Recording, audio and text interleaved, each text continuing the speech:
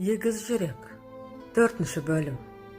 Арқанның үйірле соққан бораны кей сәтте ормандағы жалғыз үйдің есігін жұлып кете жаздайды.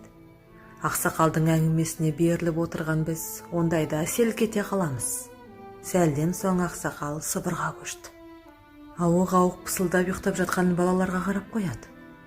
Хикаяның ересектері ғана тыңдайтын тұсына жеткен сияқты. Құлағымызды түре түстік. Мұзтауда күн ерте батады. Таулы жердің барлығында солай. Кісікейік емші соңғы күндері үңгірден алыстамайтын болған. Әйгерім аяғынан тұрғалы үңгірден бір жылылық есетіндей. Тамағы дайын, оты жағулы. Әйтеуір бір тылсым күш тартып тұрады. Бүгінде кеш бата үңгірге кіріп алған. Сыртқа бір шығып келгенінде Әйгерім бұрыштағы тері төсенішке бүркеніп жатып қалған екен. Сәлден соң пысылдап ұйықтағаны білінді. Кісікейік оған қарап ұзақ отырды. Осы 30-ға жетер-жетпес ғұмырында әйел баласын, мынадай сұлу қызды оңашада жақыннан алғаш көруі. Өткендегідей емес, жарасы жазылып, бетіне қан жүгіріп құлпыра бастаған.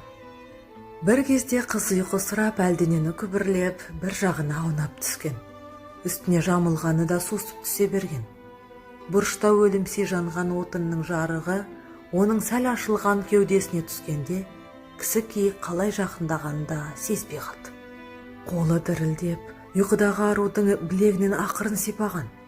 Көзі жұмулы қыз жымиды. Кісікейіктің қолы жоғарылай бастағанда Әйгерім сыбырлап, «Абзал, сенбісің?» деп тағы жымиды.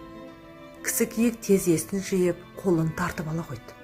Ол текті еді. Арды, ұятты, намысты жоғары қоятын тұқымнан болатын. Оны өзінің іші сезетін. Көштен ес білген шағында қалған. Әке-шеше есінде. Ол отқа қарап ұзақ отырды. Не істеу керек? Қыздың бұл үңгірде қалмасы анық. Ауылына да қайталмайды. Баратын болса, өлім. Осы кезде қыз тағы ыңырсыды. Абзал, түс көріп жатқан сияқты.